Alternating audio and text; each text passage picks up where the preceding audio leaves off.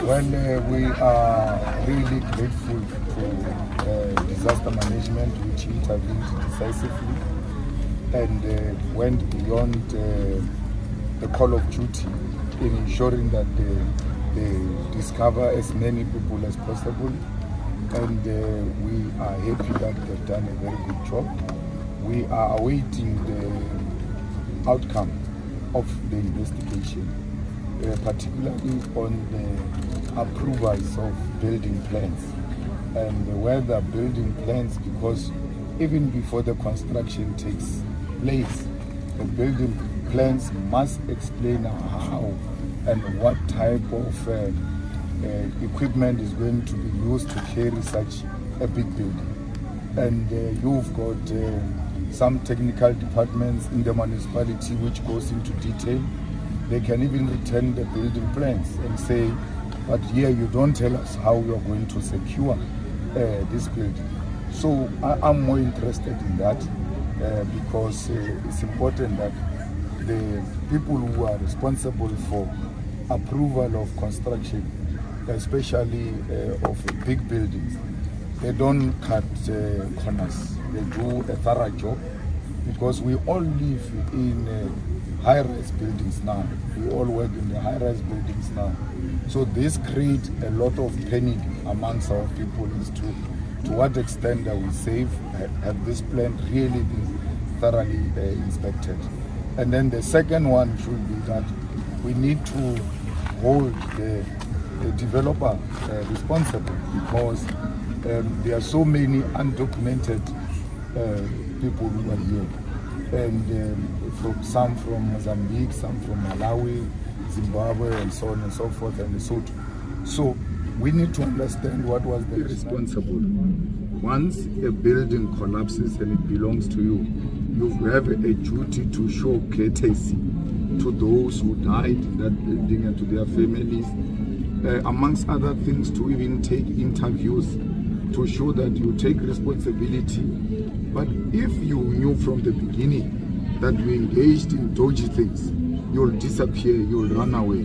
So that disappearance is a confirmation that there is something deeper which might involve the municipality, where the plans were approved without thorough scrutiny from the technical services of the municipality. So we want these people exposed. It is only fair that as a contractor and the owner of the building, once such a thing happens, you come out, because you have nothing to hide. A building can burn down now.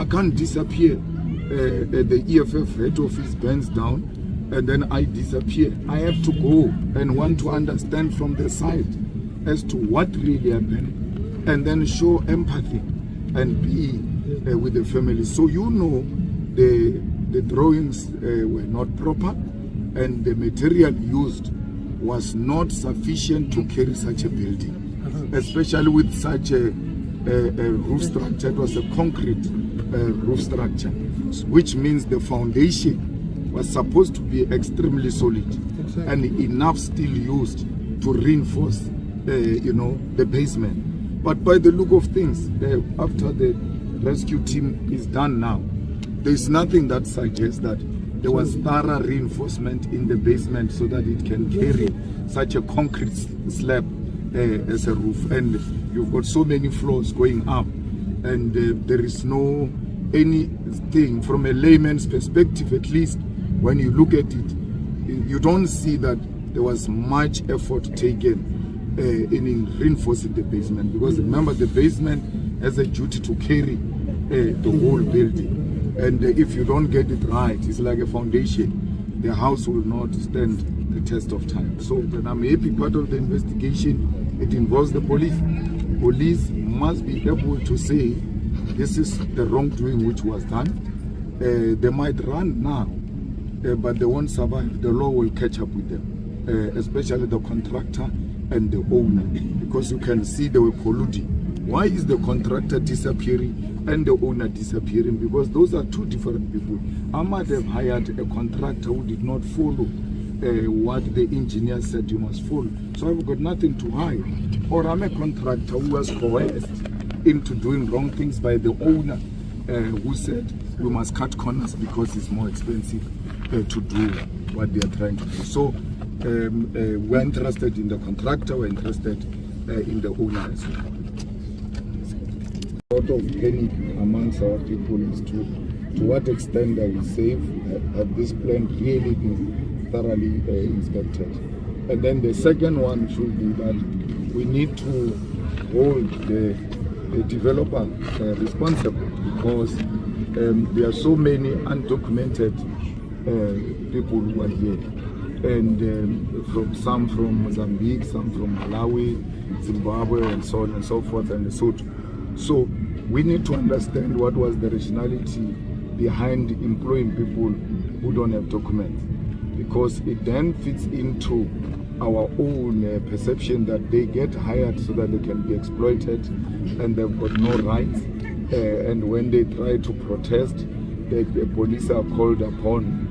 And you know, undocumented people, once they see a police van, they run away, and that's how they lose their money, and then that's how they get exploited. But we should be more concerned about that and not more about politicizing the whole thing, because it's very scary if a building can collapse in George. Can you imagine what's going to happen in Collins Chabani, in Malema? It will be worse if George itself can be able to foresee certain things through the plans.